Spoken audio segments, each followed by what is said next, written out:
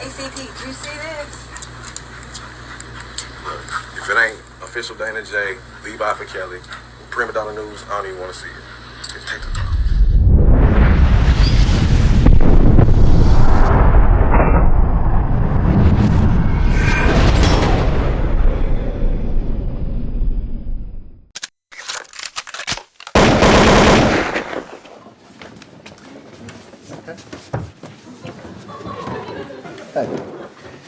Hi guys. My name is Roy, and and for the most evil invention in the world contest, I invented a child molesting robot. I beg your pardon, what? Oh, I'm sorry. I'll speak up. It's a robot that is designed to molest children, and I call it Robo Chomo. You see, it's powered by solar rechargeable fuel cells, and it costs pennies to manufacture. And it can, theoretically, molest twice as many children as a human molester in, quite frankly, half the time. So, do I win the contest? It seems like I win. Seems like I win. Oh my God! What's wrong? What's wrong? My most evil idea was a blizzard in July. Right. Well, I went in a slightly different direction with the assignment. You built a mechanical sex predator! Yes. That's exactly right. This guy gets it. You get it. Oh my God, no I don't. How do you even build a child molesting robot? Well, that's a great question. What you do is you start by building a regular robot, then you molest it and hope that it continues the cycle. Dear Lord Almighty. That's the most hideous thing I've ever heard in my entire life. Oh, well, thank you very much. You see, the shrink guy is with me all the way. Stop saying that! You know, I want to remind you guys that in Webster's dictionary defines evil as profoundly immoral. We know what evil means. Well, it doesn't seem like you do, because you built a freeze ray. I mean, Benito Mussolini used to force-feed people castor oil until they literally died of diarrhea. I mean, that's got to be where the goalposts are, right? Am I crazy? I think someone should call the police. Okay. Well, I think we're all getting a little hangry right now. Let's break for lunch. Okay? I'll buy you all a sandwich at the restaurant across the street.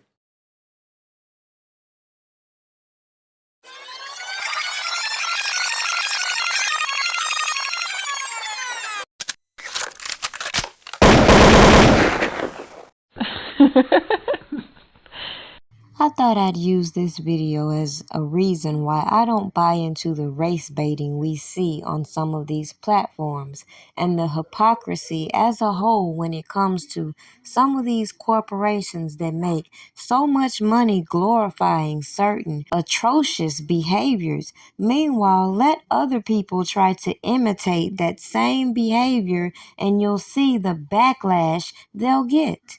Now, a subscriber referred me to that clip I just played, and I find it very appalling yet again that I remind you the content I've given you as to how individuals were able to use propaganda to create a public outcry, manipulate laws in order to facilitate certain charges in order to target Robert Kelly. Meanwhile, other individuals and their allegations have been pushed to the back as no one talks about them as a hot topic.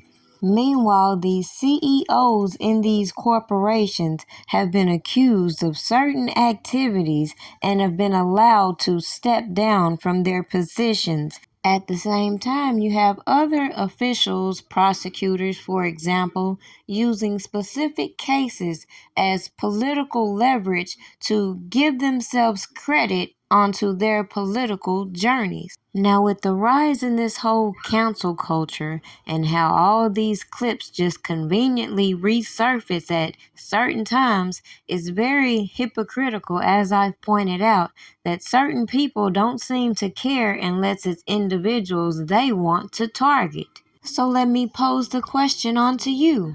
What's the difference between the SNL clip that I previously played and all the clips that we heard resurface about Tiffany Haddish and Aries Spears?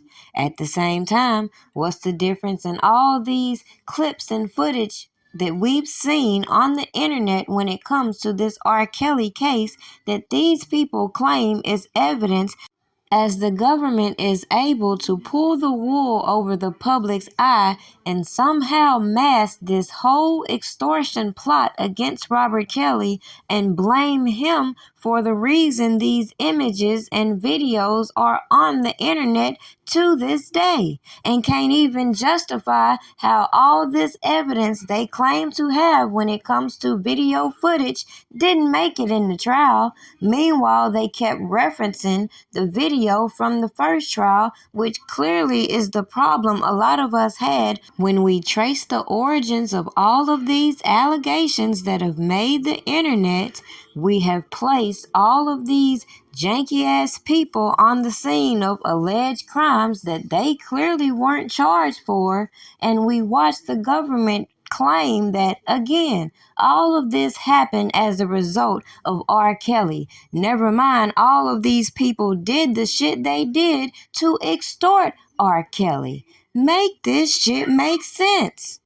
And slow people think I'm going to keep talking in circles about this so-called evidence, which I believe is janky as fuck, because they don't want to accept that their whole case played out on this internet, and it's their own damn fault. But at the end of the day, the facts are the facts. If nothing else, this video should represent how we as a people need to stop trying to chase these fake-ass dreams of being in the industry, when clearly these people will sell you out to the highest bidder with no regards to how it represents the people as a whole.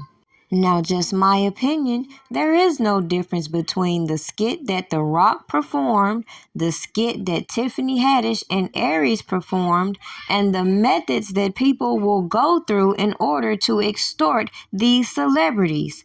Now, what you think or feel about the scandals you've been exposed to, that's on you.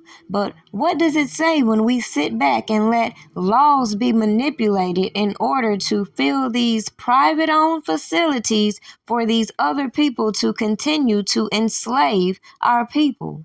With allegations they can't even prove without a shadow of a doubt, with all the janky ass bullshit behind the scenes. Make that make sense.